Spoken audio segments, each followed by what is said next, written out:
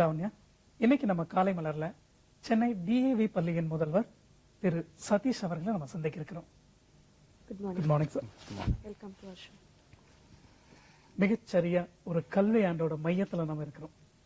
இந்த சூழல்ல சென்னையோட முக்கியமான ஒரு பள்ளியின் முதல்வர் அவங்களை நாங்க சந்திக்கிறோம் சார். பொதுவாகவே பிரின்சிபல் அப்படின்னாலே ரொம்ப ஸ்ட்ரிக்டா இருப்பாங்க அப்படின்னு தான் கேள்விப்பட்டிருக்கோம். ஸோ உங்களுடைய இந்த கல்விக்கான இந்த அணுகுமுறை, குழந்தைகளோட நீங்க பழகிற விதம், இந்த மாதிரி பல விவரங்கள் இன்னைக்கு நம்ம பேசுறோம் சார். முதல்ல நீங்க சொல்ற குழந்தைகளை அவங்களோட ஆப்டிடியூடுக்கு தகுந்த மாதிரி அவங்களை அணுகணும் அப்படின்னு சொல்ற அந்த பார்வையில இருந்து நான் பேசலாம்னு நினைக்கிறேன் சார். எய்ம்லெஸ் லைஃப் என்பது மிசரபிள் லைஃப்.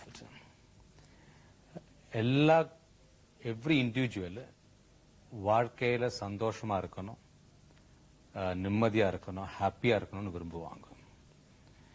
யாரும் படித்து விட்டு வருத்தமா இருக்கணும்னு விருப்பப்பட போவதில்லை. சோ அது மாதிரி ஒரு சூழ்நிலையில நம்மளோட எஜுகேஷன் ஸ்டூடெண்டோட ஆப்டிடியூட பொறுத்து நிர்ணயிச்சு எஜுகேஷனை கரிக்குலம் டிவைஸ் பண்ணுன்ற என்னோட அபிப்பிராயம்.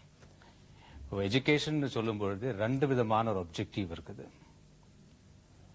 ஒரு ஒப்ஜெக்டிவ் வந்துட்டு நாலேஜ் அக்யூர் பண்ணணும், ஹையஸ்ட் ட்ரூத் அச்சீவ் பண்ணணும். அது ஒரு பிரைமரி ஒப்ஜெக்டிவ். அது வருடங்களா இருந்து கொண்டு இருக்குது. The second objective is very important. அதான் ஆப்டிடியூட் சொல்ல விரும்புறேன். எந்த ஒரு எஜுகேஷனும் ஸ்டூடெண்டோட ஆப்டிடியூடுக்கு ஏத்த மாதிரி டிவைஸ் பண்ணாக்க அந்த ஸ்டூடெண்ட்டுக்கு அது ஒரு பெனிஃபிஷியலா அமையும். அது ஒரு அவனுக்கு ஒரு கெரியர் பில்டிங்கா அமையும் என்பது என்னோட கருத்து. So, education framers and reformers, curriculum devices, இத மனசுல வச்சுட்டு கரிக்குலம் டிவைஸ் பண்ணணும்னு என்னோட கருத்து. ஒரு பிரின்சிபல் கிட்ட கேட்க வேண்டிய இன்னொரு முக்கியமான கேள்வி கூட இருக்கு சார். ஏன்னா ஒரு கிளாஸ் ரூம் கல்ச்சர் அப்படிங்கறத பத்தி தெரிஞ்சுக்கணும். ஏன்னா இப்போ ஒரு பாடம் சொல்லி கொடுக்கறதோ ஒரு சப்ஜெக்ட வந்து புரிய வைக்கிறது வந்து அது என்ன மாதிரி ஸ்ட்ராட்டஜி டீச்சர்ஸ் யூஸ் பண்ணுவோம், என்ன மாதிரி மெத்தடாலஜி யூஸ் பண்ணணும்னு நீங்க as a principal நீங்க சொல்லுங்க. இந்த generation students are very highly informative. நிறைய இன்ஃபர்மேஷன் அவங்களுக்கு தெரியும். அவங்களுக்கு ஒரு டீச்சர் கிளாஸுக்குள்ள போகும் பொழுது அவங்க வந்துட்டு எல்லாரோட ப்ரிப்பரேஷனும் பண்ணிட்டு போகணும் கிளாஸுக்கு. ஸ்டூடெண்ட்ஸ் எதிர்பார்ப்புக்கு அளவுக்கு டீச்சரால மெசேஜ் டெலிவர் பண்ண முடியலனாக்க that teacher will become very unpopular.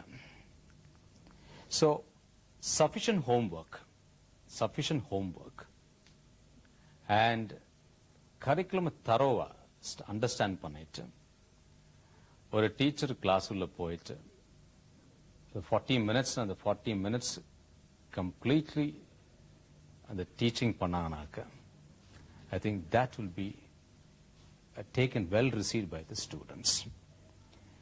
One of the reasons is our education system is completely based on examination oriented approach.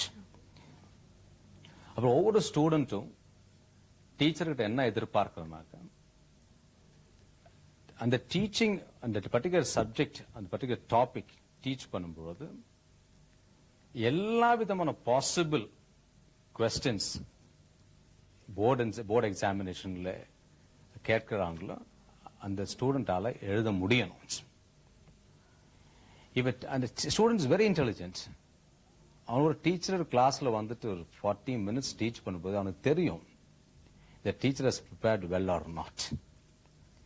If the teacher is not prepared properly, I think that will lead to disappointment. So I would say, as a principal, in fact, I tell my teachers, thoroughly prepare. In fact, you should do the homework. வீட்ல homework as a student பண்ற மாதிரி நீங்களும் complete homework பண்ணிட்டு go to the class and satisfy the students thoroughly so they are happy that my teacher has given me the sufficient input for that particular lesson. And only then the teaching process will be effective. ஒரு பிரின்சிபலா மாணவர்களை கூர்த்து பார்க்குற ஒரு அனுபவம் உங்களுக்கு இருக்கு sir. இன்னைக்கு ஒரு இருக்கிற மாணவருக்கும் இல்ல ஒரு கடந்த ஒரு 10 ஆண்டுகளுக்கு முன்னாடி படிச்ச ஒரு மாணவருக்கும் இல்ல ஒரு 5 ஆண்டுகளுக்கு முன்னாடி படிச்ச மாணவருக்கும் ஒரு +2 லெவல்ல இவங்க 2 பேருக்கும் இடையே எந்த மாதிரி ஒரு வித்தியாசத்தை நீங்க பாக்குறீங்க? அவங்க லைஃப் அணுகிற விதத்திலையும் அவங்க அப்ரோச் பண்ற விதத்திலையும். 20 வருஷமா நான் மாணவரை பார்த்துட்டு வரேன். 10 வருஷம் முன்னால் இருக்க ஸ்டூடெண்ட்ஸுக்கும் இப்ப இருக்க ஸ்டூடெண்ட்ஸுக்கும் நிறைய வித்தியாசங்கள் நான் பார்த்துருக்கேன். 10 வருஷம் முன்னால இருக்க ஸ்டூடெண்ட்ஸ் இவ்வளோ ஸ்ட்ரெஸ்ல இருக்காங்களான்னு எனக்கு தோணலை. இப்ப படிக்கிற மாணவர்கள் எஸ்பெஷலி 12ஆம் கிளாஸ் படிக்கிற மாணவர்கள் நிறையவே ஸ்ட்ரெஸ்ஃபுல்லா இருக்கிறாங்கன்னு என்னோட அபிப்பிராயம். அதுக்கு ஒரு காரணம் இந்த காம்படிட்டிவ் வேர்ல்டுன்னு சொல்லலாம். நான் எல்லாமே மார்க்ஸ் சம்பந்தப்பட்ட ஒரு சூழ்நிலையில பசங்க இருக்காங்க. இப்போ உதாரணத்துக்கு இப்போ என்னுடைய பள்ளி மாணவர்கள் எடுத்து நான் சொல்லணும், உதாரணமா சொல்லணும்னாக்க நான் எந்த பேரண்டையும் எந்த மாணவருடைய இன்டர்வியூ பண்ணும் பொழுது ஏன் இந்த குரூப் நீ எடுத்திருக்கிற, உதாரணம் சயின்ஸ் குரூப், அவன் சொல்ற ஒரு ரிப்ளை, எனக்கு ப்ரொஃபஷனல் காலேஜ் அட்மிஷன் சேரணும்.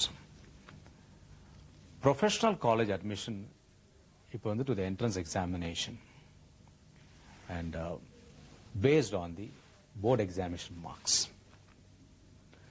மாணவர்களுக்கு இப்போ தெரியும்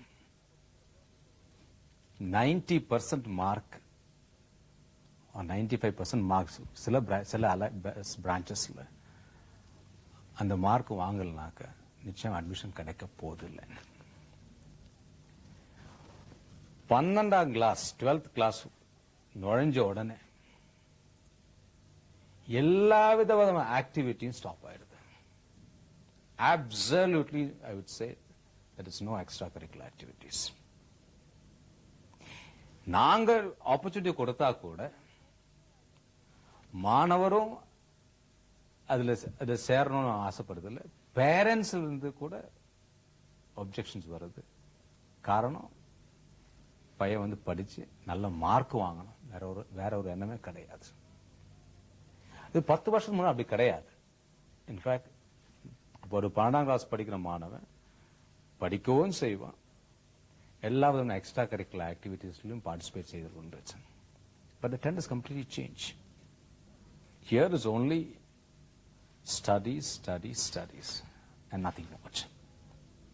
I will not blame the student. நான் ஸ்டூடெண்ட்ஸ் நான் வந்து அதுக்கு பிளேம் பண்ண மாட்டேன். நான் காரணம் அவனுக்கு தெரியும் இந்த ஆப்பர்ச்சுனிட்டி, இந்த 12th போர்டு எக்ஸாமினேஷன் நல்லா செய்யலனாக்க, நல்ல மார்க் வாங்கலனாக்க அவனோட கெரியரே கம்ப்ளீட்டா ஸ்பாயில் ஆயிடும். அண்ட் இது மாதிரி ஒரு situation India at present today, such is the situation. So mark is the basis for everything. அந்த ஒரு காரணம் இருக்கிறதால நிறையவே ஸ்ட்ரெஸ்ஃபுல், ஒரு பரிதாபமா இருக்கும். என்னோட ஸ்டூடெண்ட் சிபிஎஸ்இ பேட்டர்ன்ல ஸ்கூல் கரிக்குலம் சிலபஸ் சப்ஜெக்ட்ஸ் அந்த ப்ரிப்பரேஷன், ஐஐடிக்கு ஸ்பெஷலைஸ் கோச்சிங், அது 3 to 4 hours. என்னோட ஸ்டூடெண்ட்ஸ் பேரண்ட்ஸ் சொல்லியிருக்காங்க, காத்தால 4 மணிக்கு எழுந்து ஐஐடி கோச்சிங் வேண்டிட்டு போயிட்டு அந்த கோச்சிங் 8:30 முடிச்சுட்டு ஸ்கூலுக்கு வந்துட்டு ஸ்கூல்ல அத்தனை 8 பீரியட்ஸ் 3:30 வரைக்கும் படிச்சுட்டு அதுக்கப்புறம் திருப்பியும் வேற ஏதாவது ஸ்பெஷலைஸ் கோச்சிங் போயிரு. காரணம் என்ன, மார்க் வாங்கணும்னு சொல்லிட்டு. இவ்வளோ ஸ்ட்ரெஸ். சிலப்போ தோணுது, பசங்க இப்படி நம்ம கஷ்டப்படுத்தணுமா? பேரண்ட்ஸ் இன்ஃபேக்ட் நான் கூட அட்வைஸ் பண்றது உண்டு, அவன ஹெல்த் அவனுக்கு பாதிப்பு வருதுனால ஒரு சிங்கிள் ஆப்ஜெக்டிவோட இருக்கக்கூடாது. இன்ஃபேக்ட் அவனுக்கு வேரியஸ் கெரியர் ஆப்ஷன்ஸ் சொல்லணும். நீங்க இது ஒண்டி அவனுக்கு இன்ஜினியரிங்கோ மெடிசனோ ஒண்டி அந்த ஃபோக்கஸ் இருக்கக்கூடாது. சோ வாட், ஐஐடி கிடைக்கலாம் பரவாயில்ல, so what, other avenues there. So இது பார்க்கும்போது நான் சொல்றது இந்த காலத்து பசங்க especially the 12th standard are more stressful than the students 10 years back. இப்போ இவ்வளவு ஸ்ட்ரெஸ்ஃபுல்லா இருக்கிற ஸ்டூடெண்ட்ஸ் வந்து நீங்க எப்படி ஹேண்டில் பண்றீங்க?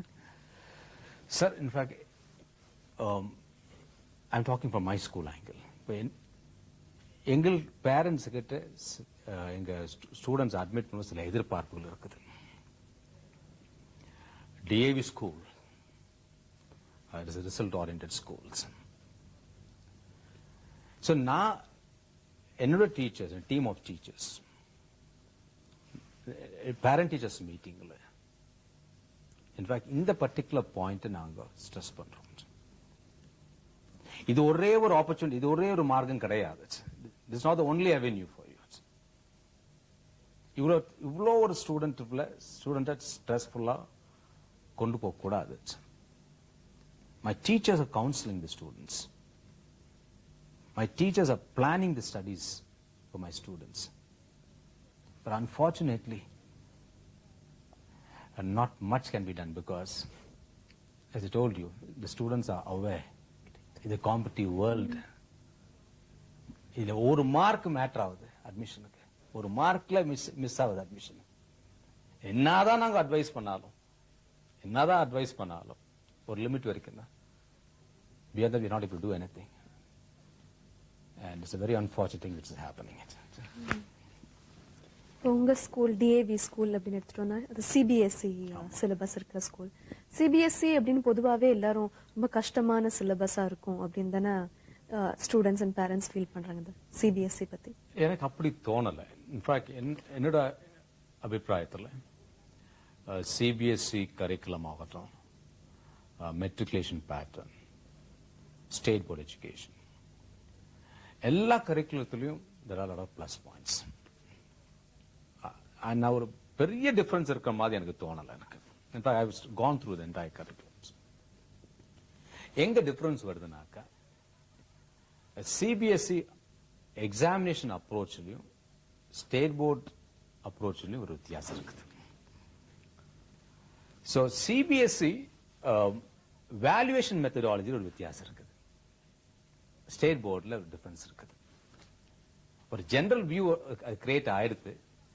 CBSE படிச்சாக்கா அவ்வளோ மார்க் ஸ்கோர் பண்ண முடியாது. ஆனா அந்த ட்ரெண்ட் மாறிட்டு இருப்போம். இப்ப அப்படி கிடையாது. In fact now the CBSE students are also in a position to get very high marks. But basically, the curriculum part, if you look at the curriculum, not much of difference between CBSE and state board. I say both are good. இப்போ என்ன reason sir இப்போ CBSE படிச்சா வந்து இந்த mark score பண்ண முடியாது அப்படின்னு? Evaluation pattern சொன்ன பார்த்தீங்களா? இப்போ நான் இப்போ ஒரு பேசிக் டிஃபரன்ஸ் எங்க இருக்குதுனாக்கா, in fact even the framing of questions இருக்குது பார்த்தீங்களா? இன்ஃபேக்ட் ஸ்டேட் போர்ட் பார்த்தீங்கன்னாக்கா the students are given the benefit of more choices, whereas it's not so in CBSE. And so that's the way the difference lies. Because CBSE, it is for all India basis. But every state has its own educational systems. But that's the only difference. And that's the reason why this is felt. But பொதுவாகவே நம்ம இப்போ இந்தியாவை பொறுத்த வரைக்கும் ஒரு 3 tier education system தான் இருக்கிறத பார்க்குறோம். ஒரு state board, central board, matriculation இப்படிங்கிற மாதிரி. பொதுவாகவே கல்வி அப்படிங்கறத பொறுத்த வரைக்கும் இந்த மாதிரி ஒரு பாரபட்சம் வேணும்னு நீங்க நினைக்கிறீங்களா? இருக்கக்கூடாதுன்றது அபிப்பிராயம். இருக்கக்கூடாது. இன்ஃபேக்ட் இப்போ எஜுகேஷன் கன்கரண்ட் லிஸ்ட்ல இருக்குது. என்னோட அபிப்பிராயம், ஒரு எஜுகேஷனல் சிஸ்டம் இருந்தா போதும் த்ரூ அவுட் த கண்ட்ரி. இந்த கன்ஃபியூஷன் வரதுக்கு காரணமே அதால தான். Because each state government has different educational pattern. நான் ஒரு உதாரணம் சொல்ல வரேன். இப்போ ரீசெண்டா CBSEல ஒரு கிரேடிங் சிஸ்டம் பத்தி ஒரு பேஜ் அடிபட்டு வருது. அது நீங்க கேள்விப்பட்டிருப்பீங்கன்னு நினைக்கிறேன், பேப்பரோட வந்திருக்குது. CBSE பார்வையில 10th ஸ்டாண்டர்ட் வரைக்கும் பாஸ் ஃபெயில்னு கூட சர்டிபிகேட்ல போடக்கூடாதுன்னு ஒரு அபிப்பிராயம். மார்க்ஸே ரெக்கார்ட் பண்ணக்கூடாது, கிரேடிங் தான் பண்ணணும். எங்களுக்கு எங்க ஸ்கூலுக்கு எல்லா ஸ்கூலுக்கும் ஒரு சர்க்குலரே வந்திருக்குது. இன்னும் சோ இயர்ல நாங்க இம்ப்ளிமெண்ட் பண்ண போறோம். அப்ப நானே சேர்மனுக்கு ரெப்ரசன்ட் பண்ணிருக்கேன். அந்த கிரேடிங் சிஸ்டம் ஒரு உதாரணம் சொல்றேன். ஏன் இந்த டிஃபரன்ஸ் எஜுகேஷன் பேட்டர்ன் இருக்குதால கிரேடிங் சிஸ்டம் சிபிஎஸ்இ ஒண்டி கொண்டு வரதால அது ஒரு பெனிஃபிட் வர மாதிரி எனக்கு தோணல. காரணம்னாக்க இப்ப ஸ்டேட் போர்டு எல்லாம் they are following the recording of marks in the certificate. CBSE ஒண்டி ஒரு கிரேடிங் சிஸ்டம் கொண்டு வரதால என்ன பிரச்சனைனாக்க இப்போ ஒரு சிபிஎஸ்இ படிக்கிற ஸ்டூடெண்டோட பேரண்ட்ஸ் வேறொரு ஸ்டேட்டுக்கு டிரான்ஸ்பர் ஆகி போனாக்க எந்த பேசிஸ்ல அந்த ஸ்டூடெண்ட்டுக்கு அந்த ஸ்கூல் அட்மிஷன் கொடுக்க முடியும்? ஏன்னா அட்மிஷன் மெரிட்ல கொடுக்கணும்.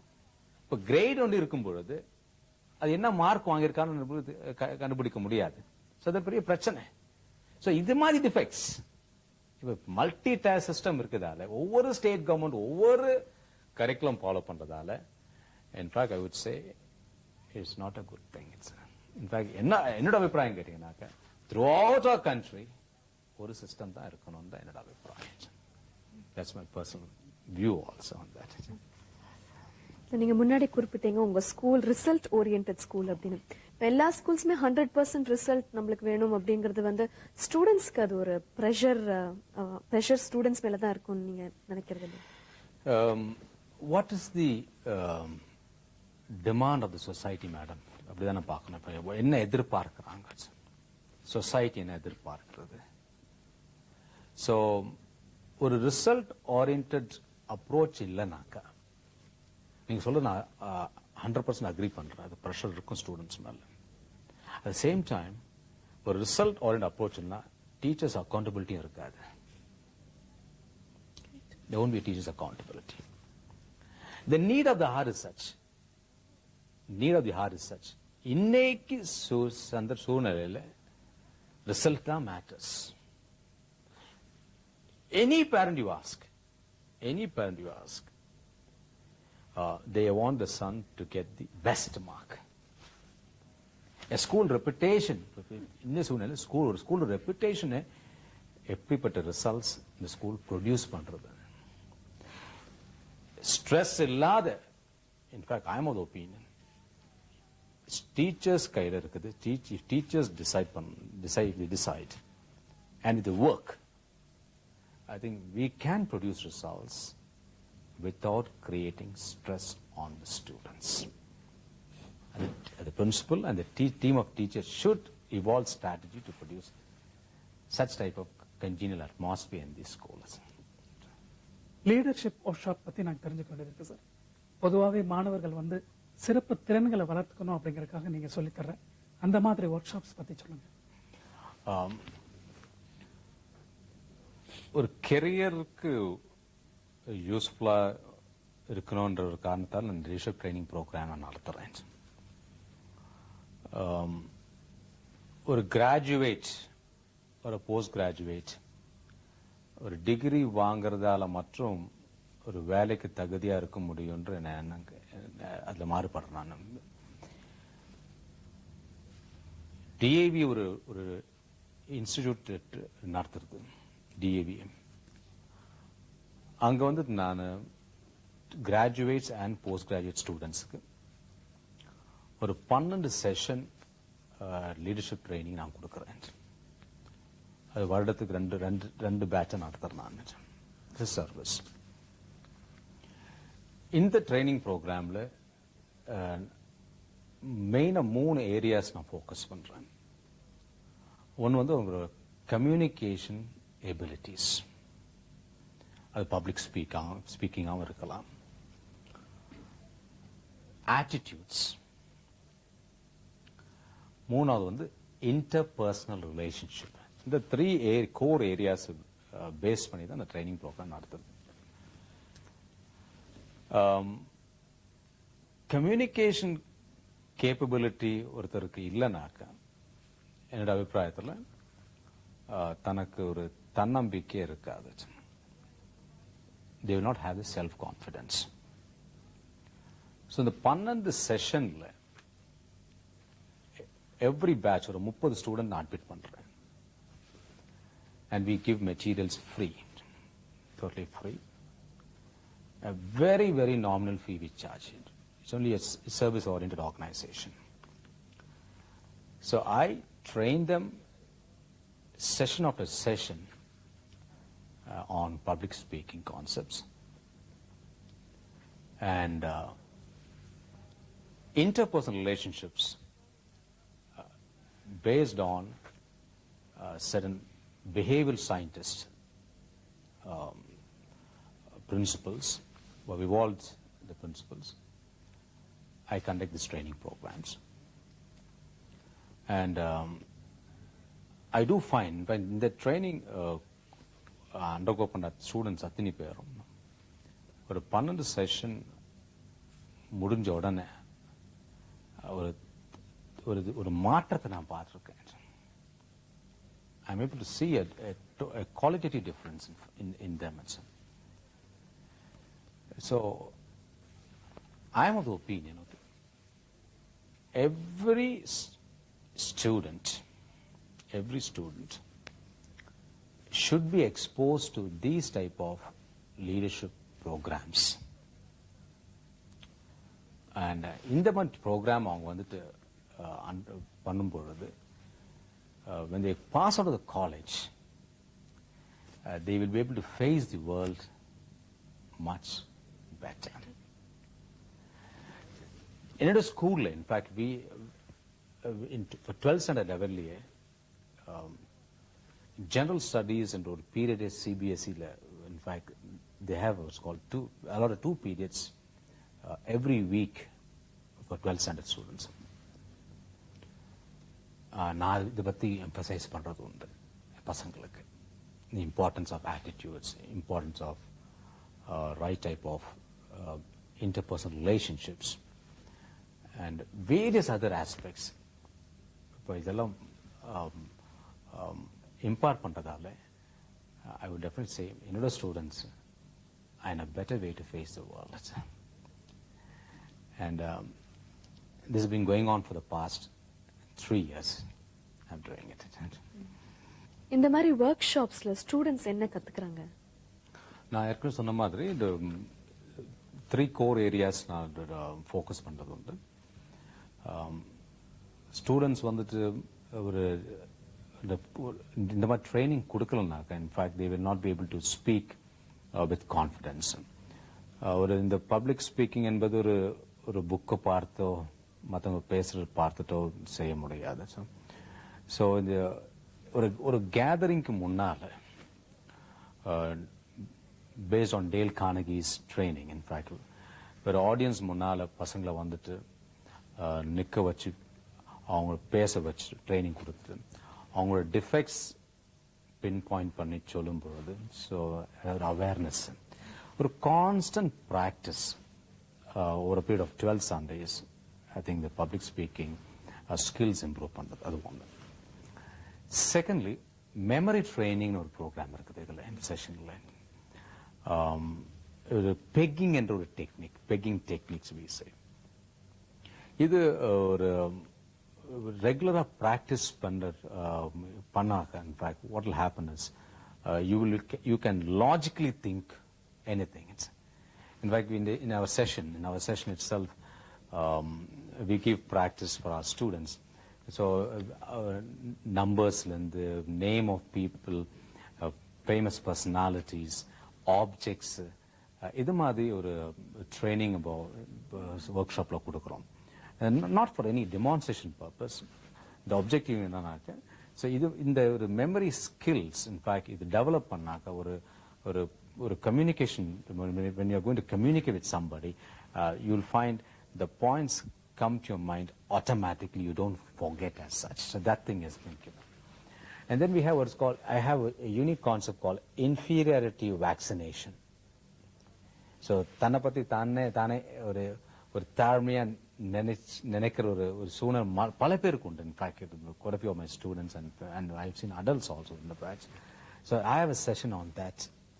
In fact, on the session, in fact, I tell them, I focus on the positive aspects of themselves. And in the ஒரு தான் inferior feel பண்ண தேவையில்லை என்ற ஒரு I give what's called the module for that. And then we have, I told you, on the human relation principles. In fact, in the principles ஒரு 56 principles நான் evolve பண்ணிருக்கேன் நான் in the form of booklet form I have. In fact, these principles எப்படி ஒரு வாழ்க்கையில apply பண்ணணும். It's a time tested one. In fact, it's been taken from the best of behavioral sciences. So இது apply பண்றதால என்ன benefit, எப்பேற்பட்ட problem நம்ம solve பண்ண முடியும் என்றது அவங்களுக்கு நான் உணர்த்துக்கிறேன். இன்ஃபேக்ட் அப்ளை இன்ஃபேக்ட் இந்த செஷன்ல எப்படின்னாக்க தீஸ் பிரின்சிபல்ஸ் ஒவ்வொரு செஷன்லயும் ஒரு 7-8 பிரின்சிபல்ஸ் நான் டிஸ்கஸ் பண்ணுவேன். நான் இந்த பிரின்சிபல்ஸ் அவங்க வந்துட்டு அப்ளை பண்ணிட்டு நெக்ஸ்ட் வீக் வரும்போது எங்ககிட்ட ஆடியன்ஸ் ஷேர் பண்ணணும். இந்த பிரின்சிபல் அப்ளை பண்ணிட்டு என்ன பெனிஃபிட் அவங்க டெரைவ் பண்ணி எப்படி இந்த பிரச்சனை சால்வ் பண்ணிருக்காங்க. And by, in fact, they realize that any problem in this world can be solved if they are able to manage the interpersonal relationship. I make them aware of it. So these are the modules which normally I take care of it. And they derive the benefit out of it. லீடர்ஷிப்க்குன்னு நீங்க சொன்ன அந்த 56 பிரின்சிபல்ஸ்ல எங்களுக்கு எது சொல்ல போறீங்க? Yeah, there are quite a few good principles. To select one or two, I can say, I will give honest and sincere appreciation. And I will adjust, accept and appreciate other person. I will not argue. So these are some of the principles which we can discuss. அதுவும் மாணவர்கள் ஒரு சிறப்பு திறனா வந்து எவ்வளவு எந்தெந்த மாதிரி கத்துக்கணும் அப்படிங்கிற மாதிரி லீடர்ஷிப் ஒர்க்ஷாப் பத்தி சொல்லிட்டு வந்துட்டு இருக்கீங்க. இதுல நீங்க வந்து ஒரு நல்ல டீச்சராகவும் இருக்கிறீங்க, ஒரு நல்ல அட்மினிஸ்ட்ரேட்டராகவும் இருக்கீங்க. இந்த 2 ரோல்ல உங்களுக்கு எந்த ரோல் ரொம்ப பிடித்தமான ஒரு விஷயமா? எனக்கு பிடித்தமான ரோல் டீச்சர். என்ன காரணம்? The reason is, in fact, you can spend more time with the children. நான் ஒரு 1983ல இருந்து ஆசிரியரா இருக்கேன். போஸ்ட் கிராஜுவேஷன் முடிச்சிட்டு ட்ரைனிங் எடுத்துட்டு 83ல ஜாயின் பண்ணேன். Up to 94 I was a teacher. 95 I took over as a principal. டீச்சரா இருக்கும்போது இந்த அனுபவங்கள் தான் எனக்கு நிறைய மனசுல நிற்கிறது. இன்ஃபேக்ட் டீச்சரா இருக்கும்பொழுது இன்ஃபேக்ட் என்னுடைய subject management and accountancy. I am a commerce graduate. In fact, I was more focused on that. In fact, நிறைய டைம் என்னோட ஸ்டூடெண்ட்ஸ் கூட நான் இருப்பேன். நான் and over a period of years, for nearly about 15 years, the track record of results was very good. In fact, very good as a teacher. Principal ஆயிட்ட position, in fact, அந்த அளவு students கிட்ட க்ளோஸா இருக்கனால முடியல. Because administrative work is also there, and of course I do handle classes now. But அந்த அளவு அவ்வளோ டீச்சரா இருந்த அளவுக்கு என்னால அவ்வளோ க்ளோஸா ஸ்டூடெண்ட்ஸ் கிட்ட அந்த சான்ஸ் கிடைக்குது இல்லை இப்போ எனக்கு. பிரின்சிபலா இருக்கும்போது பிரின்சிபல்ஸ் ரோல் இப்போ எப்படி இருக்குன்னா எல்லா சப்ஜெக்ட் மேலேயும் எனக்கு I have to give equal importance. In fact I have to be a team head, be what's called a motivator in various other aspects. So என்னோட அபிப்பிராயம் பிரகாரம் teacher is a better feeling than as a principal. சின்ன break அப்புறம் தொடர்ந்து இதை பத்தி நம்ம பேசலாம். Okay.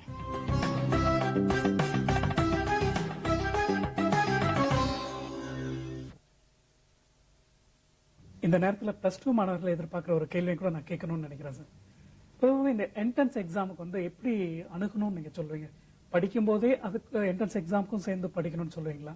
நான் உங்களுடைய பள்ளியை சார்ந்த அரவிந்த் தியாகராஜன் அப்படிங்கிற ஒரு ஐஐடி எக்ஸாமினேஷன்ல முதலிடத்துல வந்திருக்காருன்னு நாங்கள் கேள்விப்பட்டிருக்கோம். பொதுவாக இந்த என்ட்ரன்ஸ் எக்ஸாமுக்கு வந்து எப்படி அணுகணும்னு நீங்க சொல்றீங்க? ஐஐடி எக்ஸாமினேஷனுக்கு அப்ரோச் பண்றதும் அது ஒரு வகை.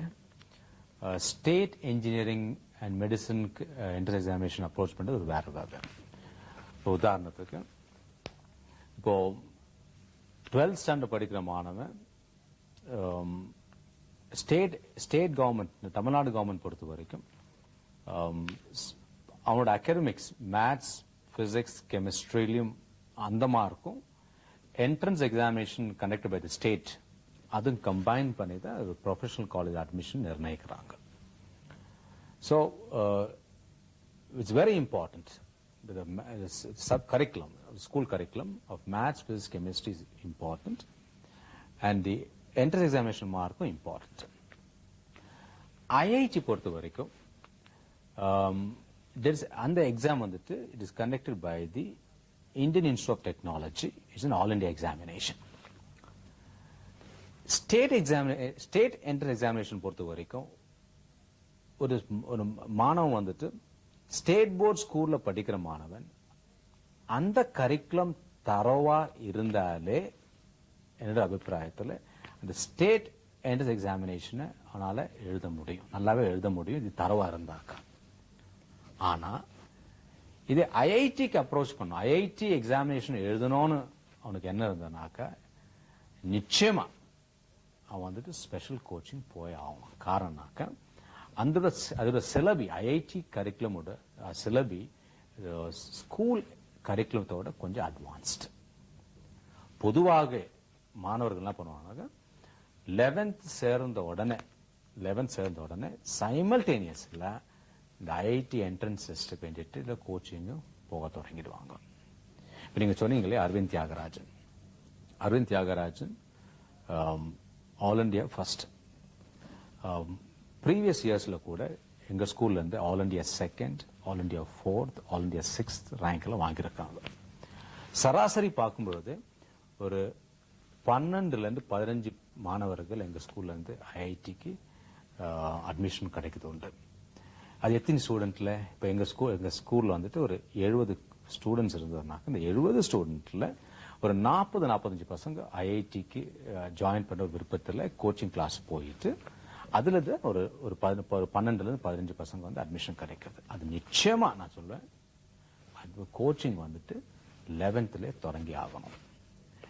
ஸ்டேட் எக்ஸாமினேஷன் பொறுத்த வரைக்கும் என்னோட அபிப்பிராயம் ஸ்பெஷல் கோச்சிங்க்கு போகணும்ன்ற ஒரு நிர்பந்தம் இல்லைன்ற என்னோட அபிப்பிராயம். இந்த ஸ்டேட் சிலபஸ் நல்லா படிச்சாக்கா அதை வைத்து எக்ஸாமினேஷன் எழுதிட்டு நல்ல மார்க் வாங்கலாம்னு அபிப்பிராயம். இதே சிபிஎஸ்சி, இப்போ சிபிஎஸ்சி ஸ்டூடெண்ட்ஸ், சிபிஎஸ்சி ஸ்கூல் படிக்கிற ஸ்டூடெண்ட்டோ இல்லை ஐசிஎஸ்சி ஸ்கூல் படிக்கிற ஸ்டூடெண்ட்டோ, ஏன்னா பேசிக்கலா கரிக்குலத்துல டிஃபரன்ஸ் இருக்குது. 12th state board state government வந்து ஸ்டேட் சிலபஸ் பேஸ் பண்ணி தான் இந்த என்ட்ரன்ஸ் எக்ஸாமினேஷன் கொஸ்டின் பேப்பர்ஸ் எல்லாம் ஃப்ரேம் பண்றது. ஸோ அவங்களுக்கு அது ஈஸியா இருக்கலாம். அதே சிபிஎஸ்சி படிக்கிற ஸ்டூடெண்ட் 12thலயோ ஒரு ஐசிஎஸ்சி படிக்கிற ஸ்டூடெண்ட்டோ இப்பயே தொடங்கணும்னு சொல்ல மாட்டேன். இந்த போர்டு எக்ஸாம் மார்ச்ல முடிச்சப்ப இந்த 1 month எந்தெந்த போர்ஷன்ஸ் சிபிஎஸ்சி சிலபஸ்ல இல்லாத சாப்டர்ஸ் இருக்குதோ ஸ்டேட் போர்ட்ல அது கொண்டு ஒரு கோச்சிங் எடுத்தா போதும்ன்றது அபிப்பிராயம். அனாவசியமா பல பணத்தை இதுக்கு வேண்டிட்டு செலவு செய்ய தேவையில்லை. ஸ்டேட் போர்டு படிக்கிற பசங்க தன்னுடைய கரிக்குலத்தை தன்னுடைய சப்ஜெக்ட்ஸை தரவா படிச்சாலே இந்த ஸ்டேட் எக்ஸாமினேஷன் ஃபேஸ் பண்ண முடியும். ஐஐடி படிக்கிறவங்க செப்பரேட் கோச்சிங் போறது. அரவிந்த் தியாகராஜன் கூட செப்பரேட் கோச்சிங் எடுத்ததால தான் எக்ஸ்ட்ரா அட்வான்டேஜ் கிடைச்சது அவனுக்கு. அகாடமிக்கா உங்களோட துறை என்னவா இருக்கு? நீங்க என்ன கிளாஸஸ் ஹேண்டில் பண்றீங்க? நான் 12th கிளாஸ் எடுக்கிறேன். இன்ஃபேக்ட் சிபிஎஸ்சில பிசினஸ் ஸ்டடீஸ் என்ற ஒரு சப்ஜெக்ட் இருக்குது. It's more related with personnel management, marketing management, financial management, அக்கௌண்டன்ஸும் இருக்குது. பிரின்சிபல் ஆகிறதுக்கு முன்னால நான் அக்கௌண்டன்ஸும் எடுத்திருந்தேன், பிசினஸ் ஸ்டடீஸும் எடுத்திருந்தேன். இப்போ டேர்ன்ஸ் எடுக்கிறேன். சில வருஷம் பிசினஸ் ஸ்டடீஸ் எடுப்பேன், சில அக்கௌண்டன்ஸ் எடுப்பேன். மெயினா இந்த வருஷம் நான் எடுக்கிறது போது business studies, management class. So this is my area of focus. 40 minutes நீங்க எப்படி ஸ்டூடெண்ட்ஸை என்கேஜ் பண்றீங்க? ரொம்ப ஸ்ட்ரிக்ட் டீச்சரா நீங்க? எஸ், ஸ்ட்ரிக்ட் டிசிப்ளினரியன் சொல்லலாம். Strict disciplinarian, yes. 40 minutes engage வந்து ஒரு in fact it's a pleasure actually. In fact 40 minutes teaching is a pleasure. நான் ஏற்கனவே இன்டர்வியூ சொன்ன மாதிரி rapt attention of the students is possible if a teacher is thoroughly prepared with the subject. நான் அதால ஒரு teacher efficient teacher சத்தமே இல்லாத ஒரு கிளாஸ் நடத்துறதால ஒரு டீச்சர் எஃபிஷியன்ட் டீச்சர் நான் சொல்ல நான் வரல. நான் என்ன சொல்ல வந்தேன்னாக்கா, ஸ்டூடெண்ட் இன்ட்ரெஸ்ட் சஸ்டெயின் பண்றதுக்கு ஸ்டூடெண்ட் வந்து அட்டென்டிவா இருக்கிறதுக்கு ஒரு டீச்சர் வந்துட்டு சப்ஜெக்ட்ல தரோ நாலேஜ் இருக்கணும். அந்த தரோ knowledge இருந்ததுனாக்கா the 40 minutes will just fly away and it will be so interesting and it can be made interactive also. I come back to the point. இப்போ வந்துட்டு 40 மினிட்டும் ஒரு ஸ்டூடெண்டோட இன்ட்ரெஸ்ட் சஸ்டெயின் பண்றதுக்கு சஃபிஷியன்ட் இன்புட் இருக்கணும். அதே சமயத்துல ஸ்டூடெண்ட்ஸ் வந்துட்டு அவங்க creativity வளர்க்குற மாதிரி ஒரு question answer session also ஒரு 40 minutesல a certain time portion of the time should be allotted for that also. lively interaction இருக்கணும். That's what I do. இப்போ நான் ஒரு 40 minutes நான் கிளாஸுக்கு போறேன்னாக்க I do my homework. என்ன எப்படி டாபிக் இன்ட்ரடியூஸ் பண்ணணும், next about 20 to 25 minutes the content part, the last the interaction with the students, and if necessary if any doubts is there, clarify, and further if suppose there are some slow learners, all cannot be intelligent in that class, there are some slow learners out there, we have in our school we have what's called a system where students are made to stay back after 3-5 for 1 hour and we guide them also so that they are completely thorough about what we teach in the class before they go home. So அப்படினா உங்களோட classes யாருமே students miss பண்றது இல்ல? இல்லவே இல்லை. All are very very attentive, very regular, and they are cooperative also. ஏறத்தாழ ஒரு 40 minutes உங்களுடைய கிளாஸ் நாங்களும் அட்டெண்ட் பண்ணதான் தான் சொல்லுங்க சார். இன்னைக்கு கல்வி சார்ந்த பல முக்கியமான இஷ்யூஸ் பத்தி நீங்க சொன்னோம். அதை பத்தி நிறைய விரிவா நீங்க சொன்னீங்க. உங்களுடைய ஸ்கூல்ல எந்த மாதிரி ஒரு கல்விக்கான அணுகுமுறை நீங்க அப்ரோச் பண்றீங்க அப்படிங்க சொன்னீங்க. எங்களுடைய காலை மலர்ல வந்து உங்களுடைய கல்வி சார்ந்த பல பாறைகளை சொன்னதுக்கு ரொம்பவும் சந்தோஷமா இருக்கு சார். Thank you very much. நன்றி, வணக்கம்.